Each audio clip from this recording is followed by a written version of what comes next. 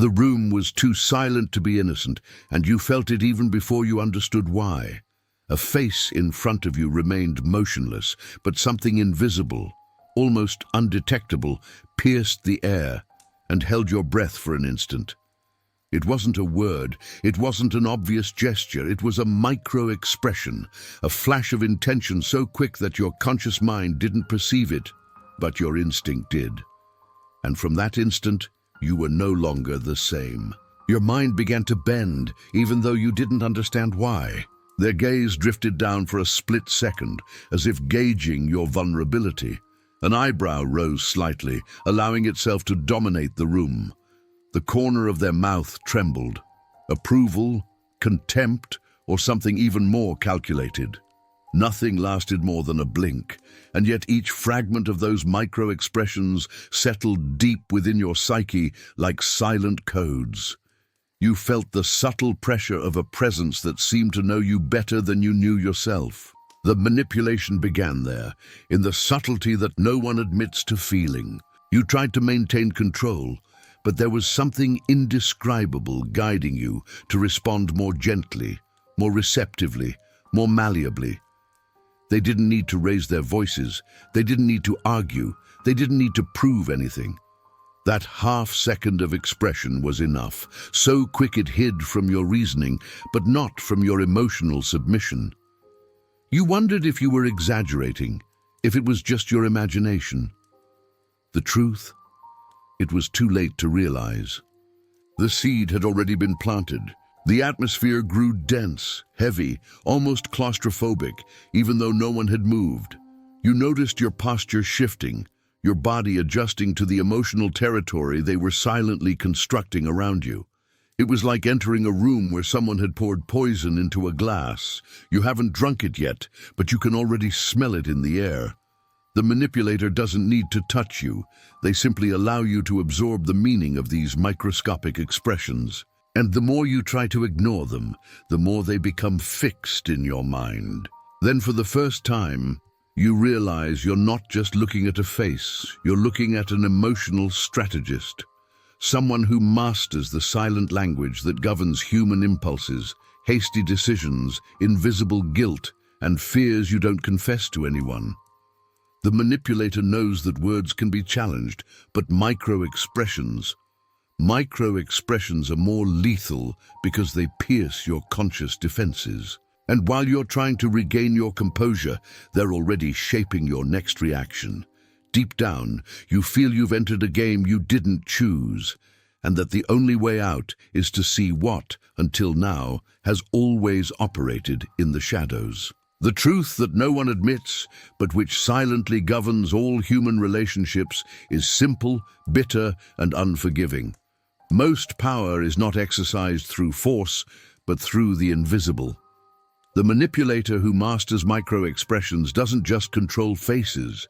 They control destinies. They understand that human beings react before they think, feel before they reason, and surrender before they perceive. Therefore, those who govern the world are not those who speak the loudest, but those who know how to modulate each facial muscle like a sharp blade, designed to pierce the unconscious of others. Legitimate power, the kind that truly transforms decisions, is always born in the hidden territory of the non-verbal. It's important to understand that the human face is a permanent confession, even when trying to lie. Every micro-expression revealed by a manipulator is not an accident, but a calculation.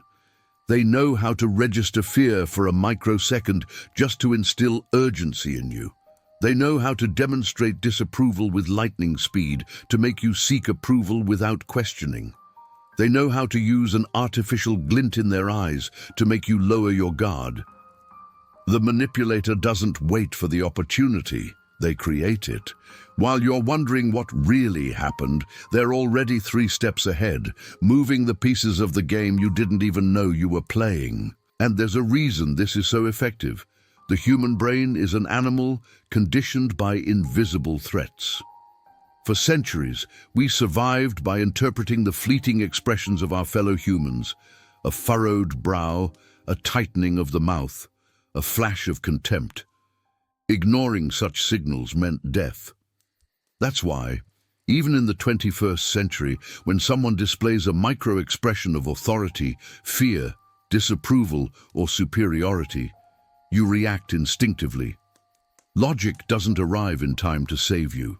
The manipulator exploits this delay, the fraction of a second in which your instinct falters and your reason is still asleep. Machiavellian hardness lies in accepting that you, me, all of us are influenced long before we are even aware of it. The manipulator only uses what is already programmed into our biological system. He doesn't create weaknesses, he reveals them.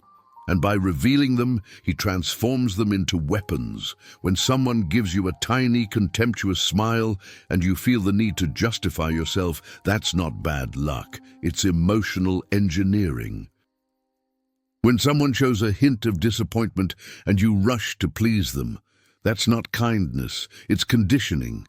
They move you as if you were a thread hanging between primal emotions you prefer to ignore. Therefore, the greatest truth, the truth that cuts, the truth that few can bear to face is this: whoever controls micro-expressions controls behaviors. Whoever controls behavior controls narratives. And whoever controls narratives controls people. The manipulator never needs to raise their voice, never needs to impose rules, never needs to declare war. They simply adjust their expression for a moment, and you surrender your psychological ground without realizing it. Their power doesn't reside in the muscles of their face, but in your inability to see what is governing you. And until you learn to see, not just with your eyes, but with your conscience, you will continue to react exactly as they plan. You need to understand that the manipulator who masters micro-expressions doesn't act like a common predator. They act like a shadow that fits the shape of your mind. They observe every micro-tension you reveal, every insecure blink, every microscopic hesitation at the corner of your mouth. And from that, they build the exact map of the emotional path that will lead you down. It's not a direct attack, it's a silent infiltration. A control that begins with reading who you are, even before you realize you're being watched. The manipulator doesn't start the manipulation from the outside in, but from the inside out, using what your own face reveals against you. He tests you with an initial, subtle hint of disdain, a lip flicker that rises for a split second, almost imperceptible, and you react. Perhaps with slight discomfort, perhaps trying to demonstrate worth, perhaps adjusting your posture. For him, this is confirmation, a warning that your mind is responsive to emotional triggers. Just as the tamer observes the beast's first recoil to gauge its aggression, the manipulator measures your level of resistance by analyzing how you respond to silent expressions.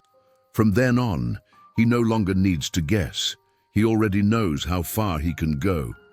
This dynamic seems invisible, but it becomes brutal when you start noticing how it repeats itself in all relationships. Family, romantic, professional. A boss makes a slight frown, and you already feel the urge to compensate. A partner gives a slight look of disdain, and you try to regain value. A friend displays a slight flash of wounded pride, and you rush to repair something you shouldn't even have to. Each micro-expression functions as an emotional code that pushes you in the direction they want. And the darkest part is that most people live obeying these codes without ever seeing them. The manipulator knows this. He knows that human beings are governed by the seek-flight response, seeking approval, avoiding rejection. Therefore, he creates a meticulous cycle of emotional alternation to mold your docility. First, he shows a micro-expression of coldness. Then, when you adjust, he offers a tiny, almost imperceptible smile. And this contrast becomes addictive. It's as if your mind is begging for that second of visual validation that never lasts, but always returns at the exact moment to keep you trapped. And you don't even realize you've started living according to his emotional yardstick. Throughout this process, the most powerful weapon he uses is time, Not chronological time, but psychological time. The manipulator understands that a microexpression lasts less than 0.5 seconds, but its impact lasts for hours, days, weeks within you. He knows that your mind will continue trying to interpret that flash, trying to fill in the gaps, trying to understand what you did wrong, trying to regain balance. While you ruminate, he advances.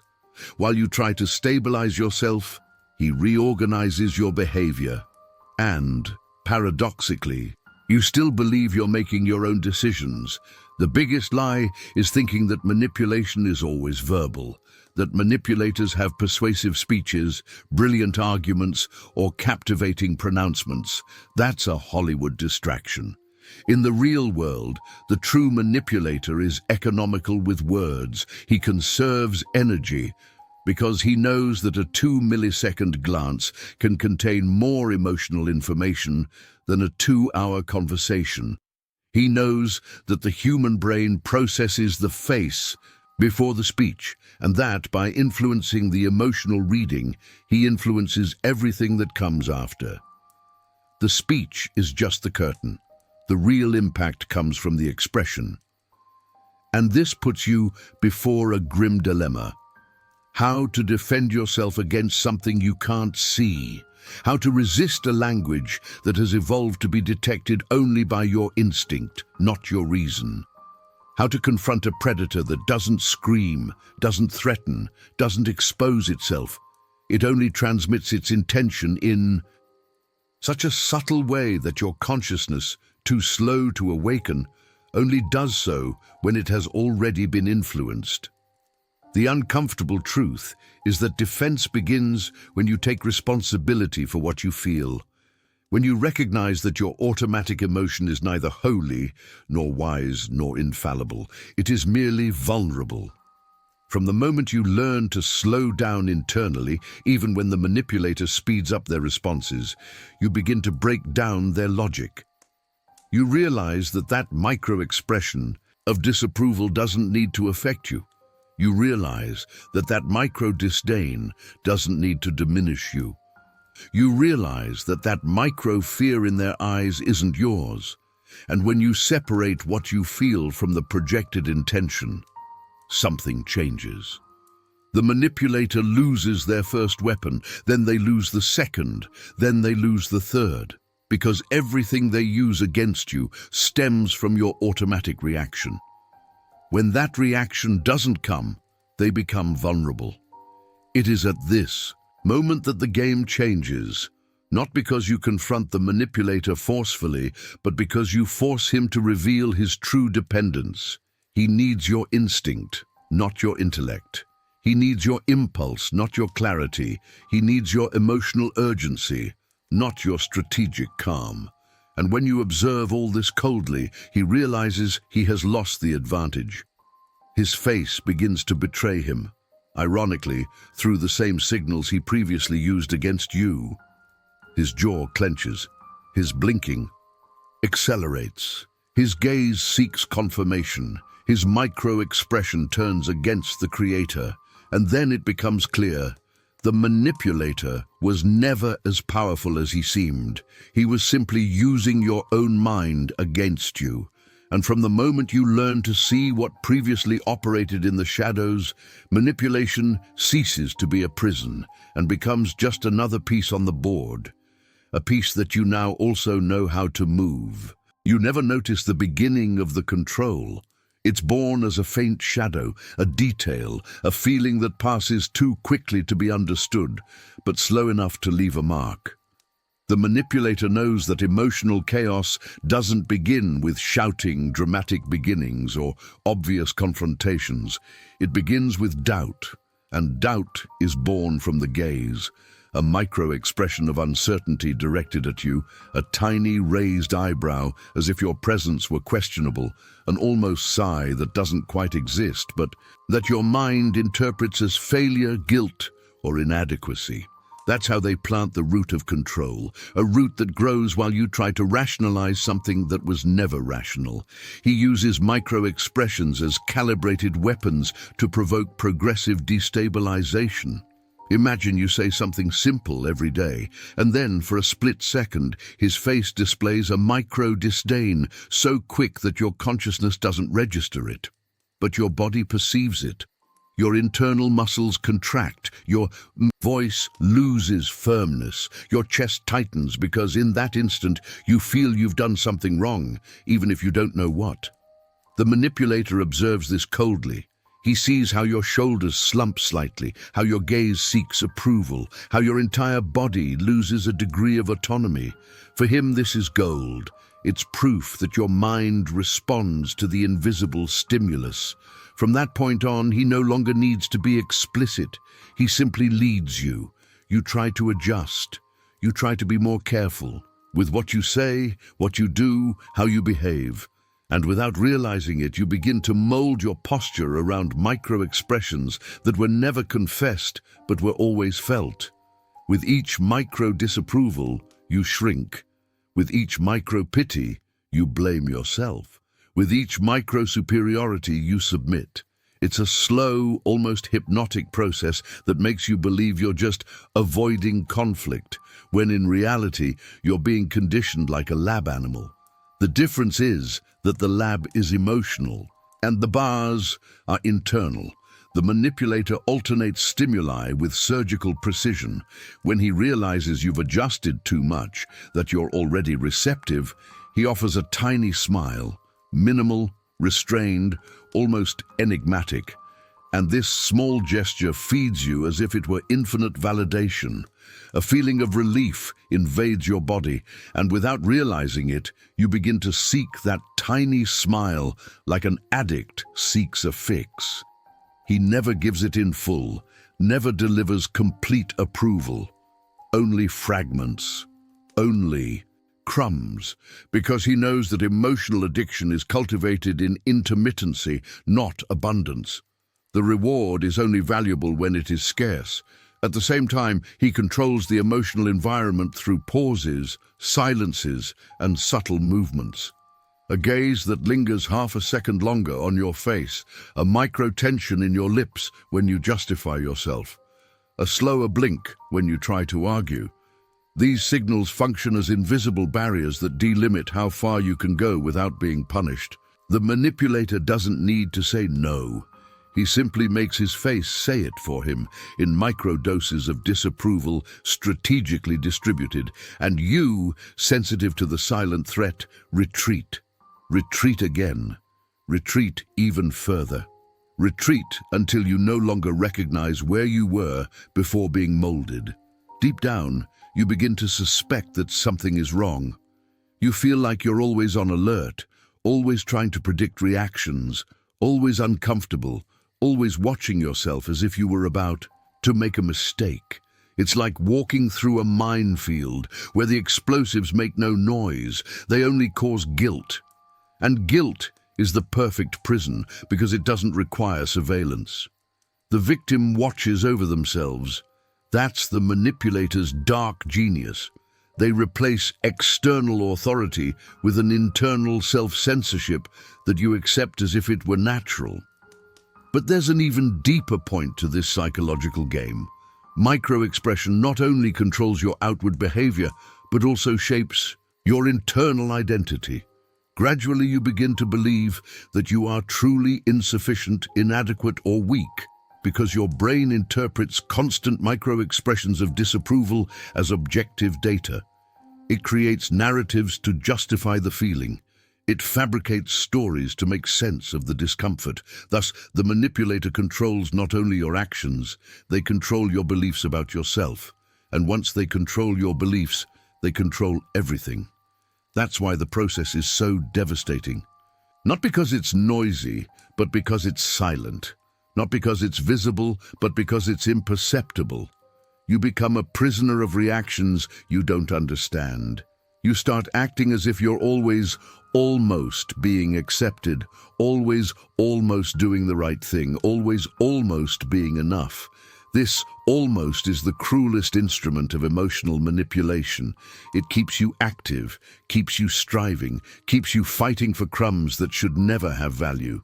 The manipulator knows this and uses it as one of the most powerful forms of psychological control. But there's a point where the game changes, and that point doesn't stem from anger, resistance, or confrontation. It stems from perception, from the cold, brutal, Machiavellian clarity that you are reacting to what you don't understand. When you observe the microexpression without submitting to it, when you perceive it as a strategic move and not as a truth about yourself, something breaks.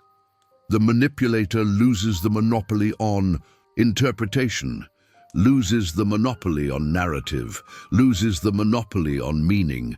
The microexpression ceases to be code and becomes mere muscle, and the entire emotional construction that depended on it collapses. Because in the end, their power was never in their face. The face was merely the vehicle. The true power lay in what you felt without understanding. When you begin to understand with coldness, lucidity, and detachment, you are no longer manipulated. You become an observer, and the observer does not bow down. He calculates, he analyzes, he arms himself with what previously wounded him. He learns to read the manipulator better than the manipulator reads you, and it is at that exact moment that the board changes hands. You begin to notice that the manipulator doesn't just control moments. He controls atmospheres. He creates a psychological field around himself, as if the air between you had a different density, its own gravity. And within that gravity, each of his micro-expressions gains disproportionate weight. A slower blink seems like judgment. A subtle tension in the jaw becomes a threat. A tiny smile that doesn't reach the eyes becomes bait. He manipulates the environment, not by force, but by suggestion. And when you enter this emotional field, your mind begins to operate in a state of constant vigilance. The manipulator knows those who watch too much feel less, react more, and think less. This creates space for him to conduct the game without resistance. While you observe his face, trying to interpret his intentions, he observes yours and gathers information. Every micro-expression of yours reveals fear, desire, insecurity, emotional dependence, and he records it all. Not as loose memories, but as ammunition. When the manipulator masters micro-expressions, he's not just communicating something, he's gauging your resistance.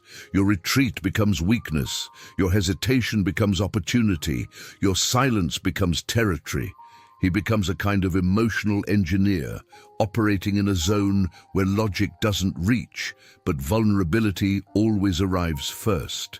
And the more you try to hide your reactions, the more he captures them. The manipulator uses speed as a weapon. Because micro-expressions last less than a second, they are too fast for conscious thought to react, but deep enough to trigger automatic emotions. He knows this. He knows that your brain is programmed to react before analyzing, to interpret before understanding. That's why he launches micro-expressions like someone launching instantly absorbed poisons. You feel the impact before you realize the origin. A micro look of disdain makes your stomach clench. A micro sign of pity makes you feel guilty. A micro flash of superiority makes your posture slump.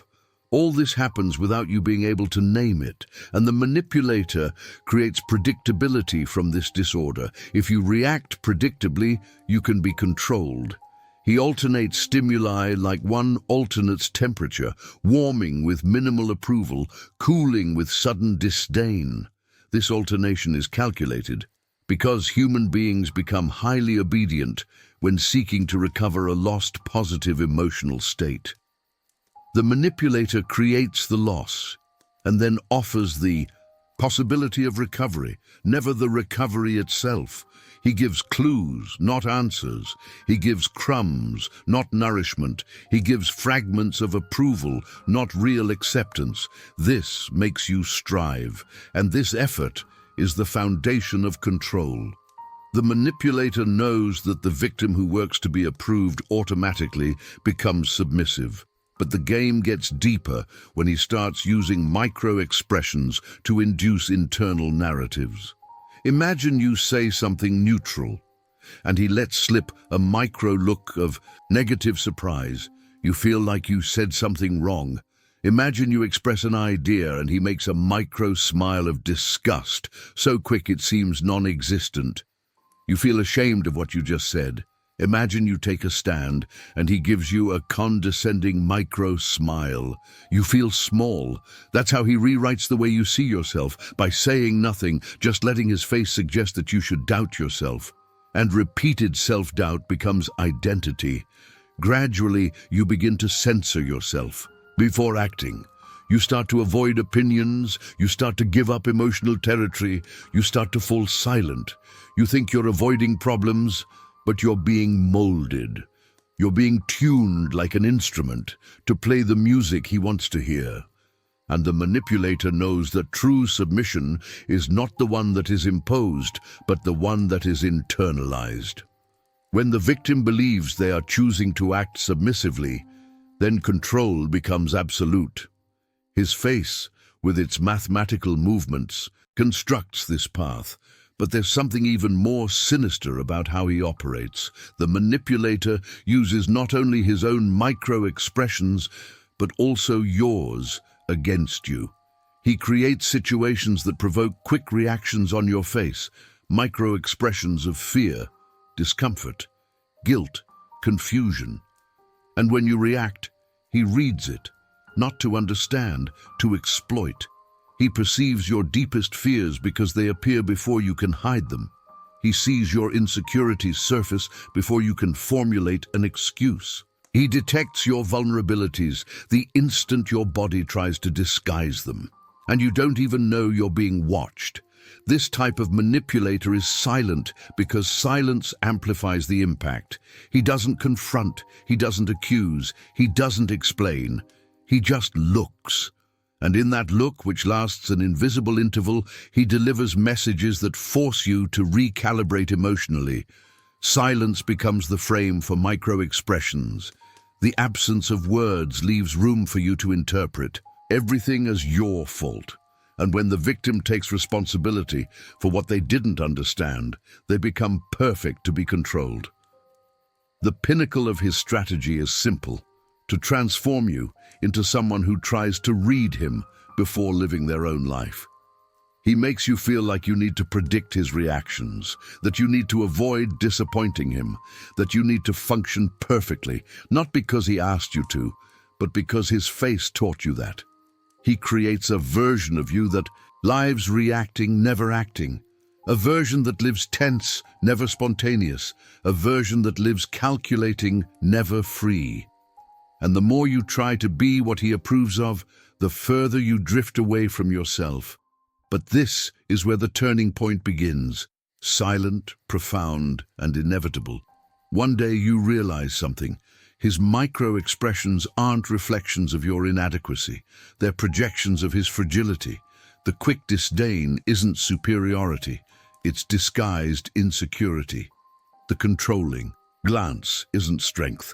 It's fear of losing control. The mocking smile isn't confidence. It's a compulsive need to keep you in an inferior position. When you see this coldly, something within you awakens. What was a threat becomes information. What was a weapon becomes a signal. What was a prison becomes a map.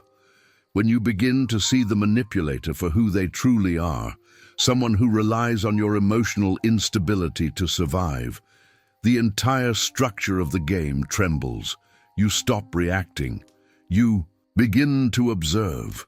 And from that moment on, without realizing it, they are the ones who begin to fear.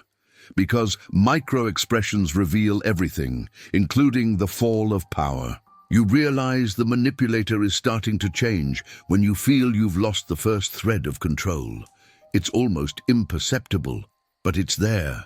A tiny, dry swallow, a blink a millisecond faster, a stiffness in the facial muscles that wasn't there before.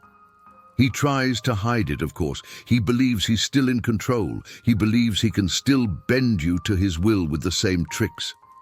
But something inside him begins to unravel when he realizes you're no longer reacting as before. And this unraveling exposes him.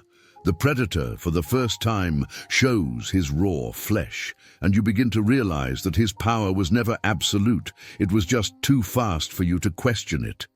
He intensifies his gestures. He forces micro-expressions that previously arose naturally in the dynamics of control. Now they seem sharper, more theatrical, more tense. He casts a micro-look of disapproval, hoping you'll shrug, and nothing happens. He attempts a micro-ironic smile, hoping you'll feel inferior, and you don't reveal the emotion. He slightly furrows his brow to induce insecurity, and you remain where you are. This emotional silence is disconcerting because the manipulator depends entirely on your reaction. Without it, he has no ground, no strategy, no reading. It's like trying to open a door with a key that suddenly no longer fits. This irritates him deeply. But a manipulator's irritation is never explicit. It emerges in subtle, soul-deep traces. A corner of the mouth trembling for a moment, a clenched jaw, slightly flared nostrils, a hardened gaze. These are signs that reveal a flaw in the mechanism. And you, now attentive, see everything. The coldness that once served as a shield begins to crack. The face that once seemed impenetrable now shows fear. Not ordinary fear, but the fear of losing the only power he truly possessed. The ability to make you doubt yourself.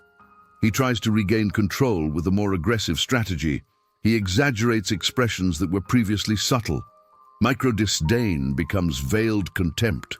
Micro-silence becomes calculated distance. The micro-glance of superiority becomes an entire posture of arrogance. He believes that by increasing the intensity, the emotional response will return.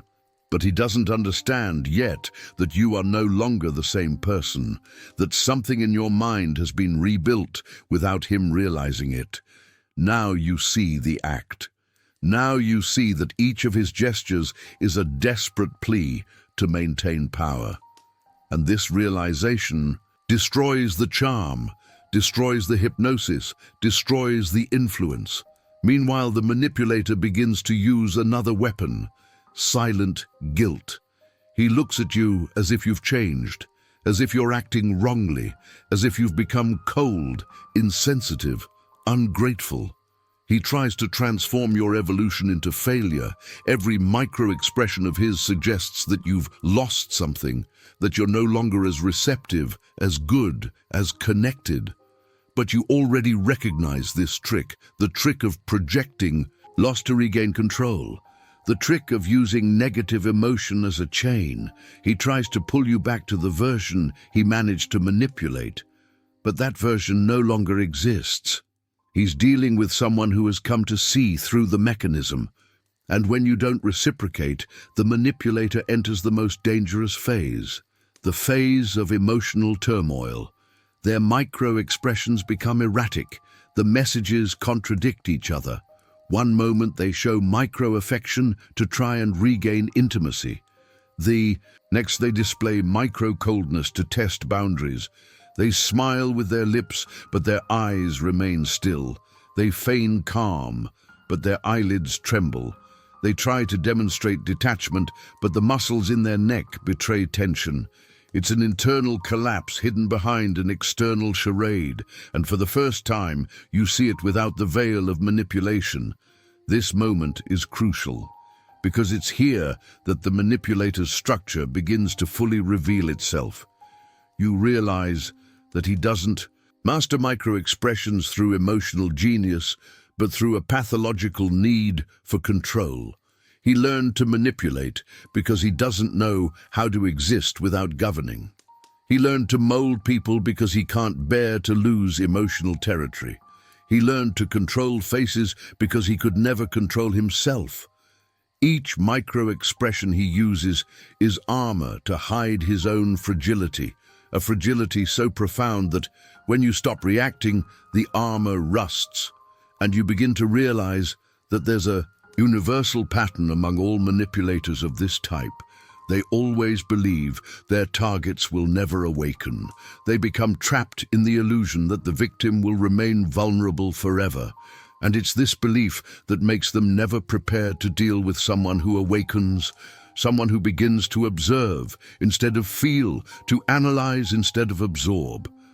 Manipulators dominate fragile inner worlds, but they can never defend themselves against someone who rejects emotion and chooses clarity.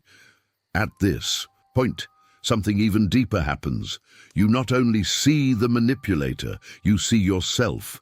You realize you weren't weak, you were human. You weren't naive, you were instinctive. The manipulator exploited the biological architecture of your reactions, not a flaw in you. And when this understanding sets in, you recover something that was invisibly stolen: inner sovereignty. A sovereignty that is not conquered with force, but with perception, with the ability to see without being influenced, with the skill to recognize without absorbing. And when that sovereignty takes hold, the manipulator completely loses emotional control. He tries, and tries, but nothing works. Every micro-expression becomes an empty gesture. Every attempt at control turns into an exhibition. Every movement of his face reveals desperation, and this desperation is visible only to you, because he still believes he's hiding everything. But now you know how to read. Now you see layers. Now you see the naked truth of dark psychology.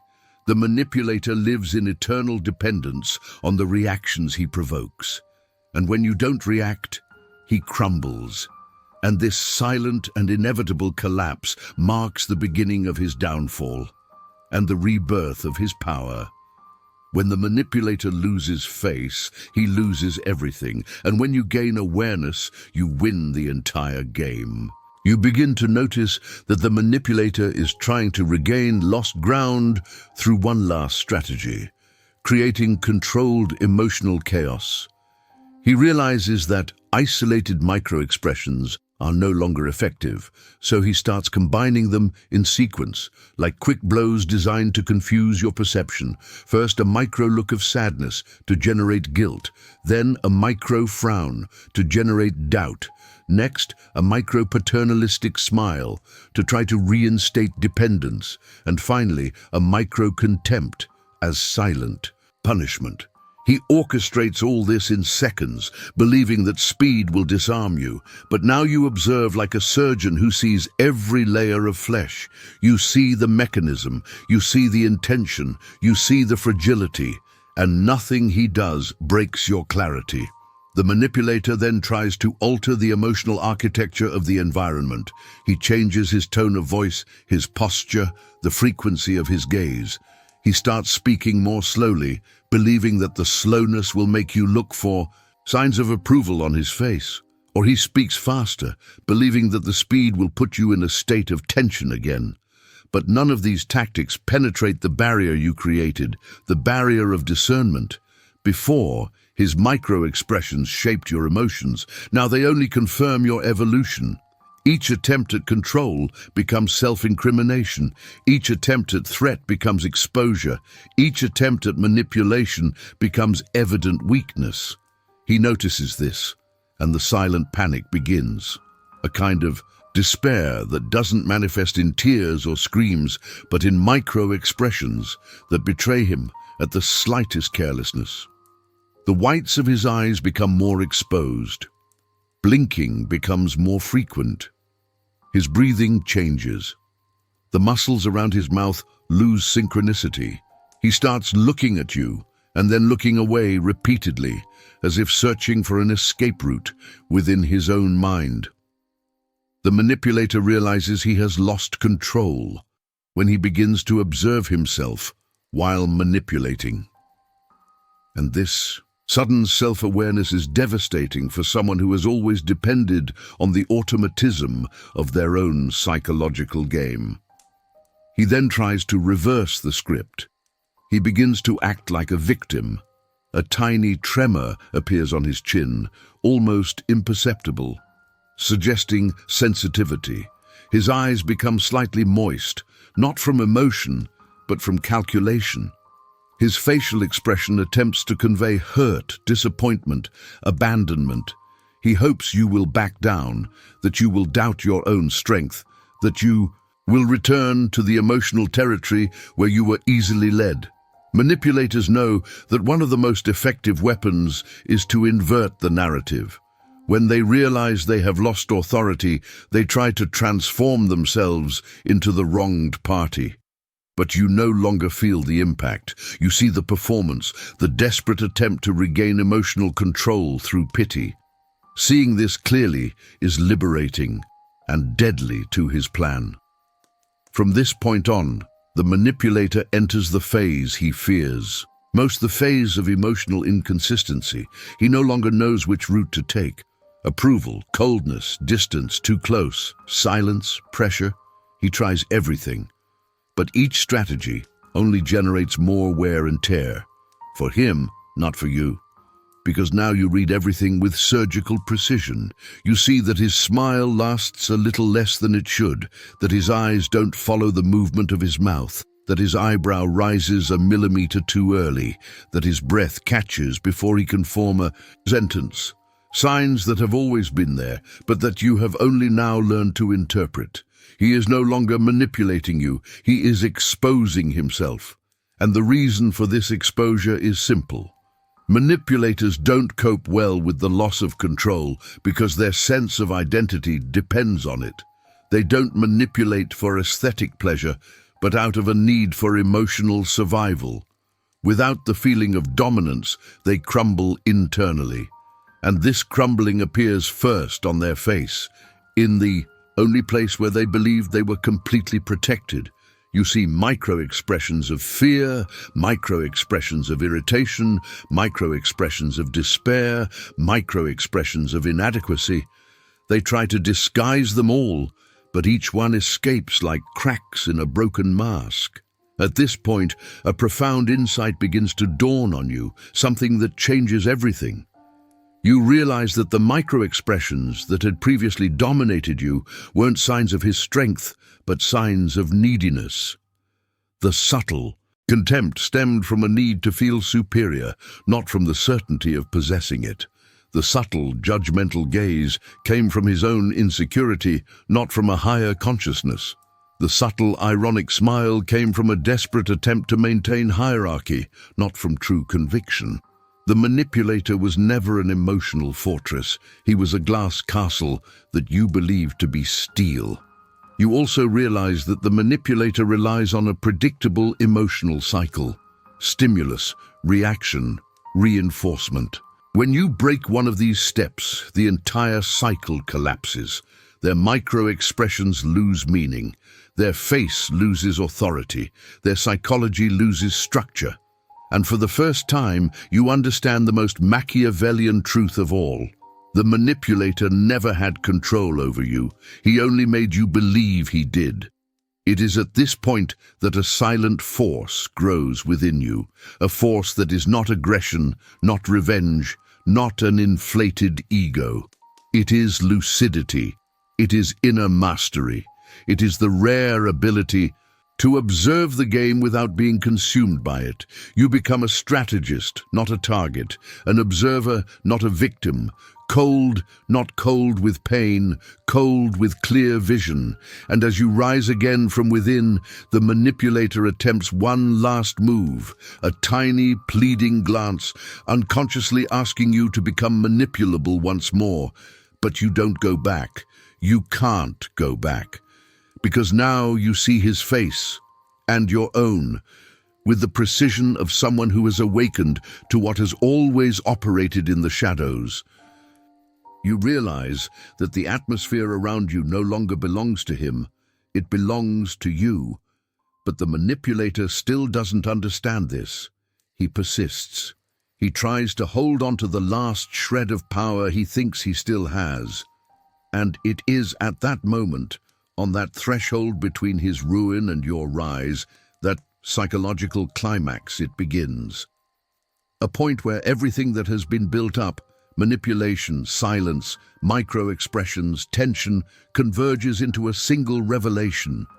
You were the one who always had the potential to control the game. He was just taking advantage of the fact that you didn't know it yet. The manipulator attempts one last offensive.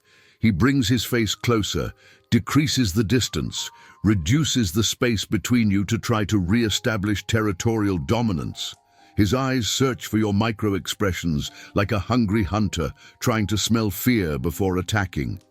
He looks for any sign, an anxious blink, a slight averted gaze, an almost invisible tremor in your mouth.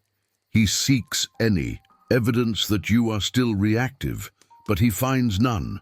The silence of your expression is a fortress, a calmness so profound that it disarms.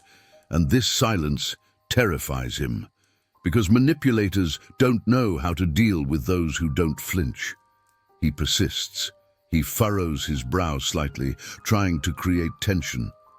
You don't react. He presses his lips together, trying to generate discomfort. You remain unmoved. He raises a corner of his mouth in a tiny, superior smile, that old trick that used to make you withdraw inwardly. But now, all you see is pathetic, not because of your arrogance, but because of the brutal clarity that that gesture, once so powerful, is now worth no more than the involuntary movement of a fatigued muscle. He realizes this, and something breaks inside him. The mask begins to crumble. Slowly, inches at a time. His eyes lose their firmness because they've lost the reflection they sought in you. Without your fear, without your insecurity, without your guilt, he no longer knows what expression to use. Because manipulators don't express emotions, they express strategies. And when all strategies fail, nothing remains but what they always tried to hide. The climax is reached when the manipulator attempts a last desperate resort, the micro-expression of threat, a sudden hardening in his gaze, a sharp clenching of his jaw, an attempt to reinstate primal fear. It's an expression that human beings have carried since ancient times, the harbinger of attack. He believes that this final flash will make you retreat, but you don't retreat. For the first time in the entire relationship, you hold his gaze without absorbing anything. Without reacting internally or externally, you simply observe. And at that moment, his face changes completely. The manipulator sees himself reflected in his own eyes. And what he sees is unforgivable to his ego. He no longer has power over you. This recognition arises as an involuntary micro-expression, impossible to hide. His eyes blink faster, a sign of anxiety. The muscles around his mouth lose coordination, a sign of loss of control. His eyebrows move asymmetrically, a sign of internal emotional collapse. His entire face reveals the truth he has always denied. He is not the master of the dynamic. He is dependent on it. And for the first time, you understand what that means. You see fear, not theatrical, exaggerated, conscious fear, but pure, biological, ancestral fear, the dread of someone who realizes their only weapon has been snatched from their hands. The manipulator experiences in that instant the exact sensation they always planted in you, vulnerability. They try to hide it, but they can't. The micro-expression escapes like a nervous reflex. Quick, fragile, desperate.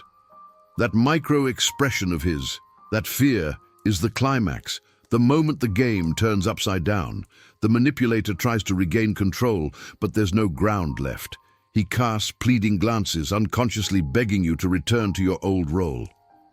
He needs you to react. He needs your insecurity to reappear. He needs your mind to bend over backward, to reclaim the script it once dominated. But you won't come back. Not because you want to hurt him, not because you want to dominate him, but because now you see. His face, once so enigmatic, now resembles an open map. Every micro-expression reveals a fissure, a lack, a despair. What once seemed like power now seems like a plea. What once seemed like certainty now seems like ruin. And then comes. The most Machiavellian, ruthless, and liberating moment of all. You recognize that defeat needs no words. The true downfall of a manipulator doesn't happen when you confront them, but when you stop being vulnerable to their face. His final micro-expression, the one that seals his fate, is one of surrender. A sudden relaxation of his facial muscles, as if he were giving up trying. His mouth loses tension. His eyes lower uncontrollably. His posture sags a few centimeters. It is his body acknowledging. What his mind tries to deny, he no longer controls anything. And in that supreme, almost sacred, almost cruel moment, you finally understand.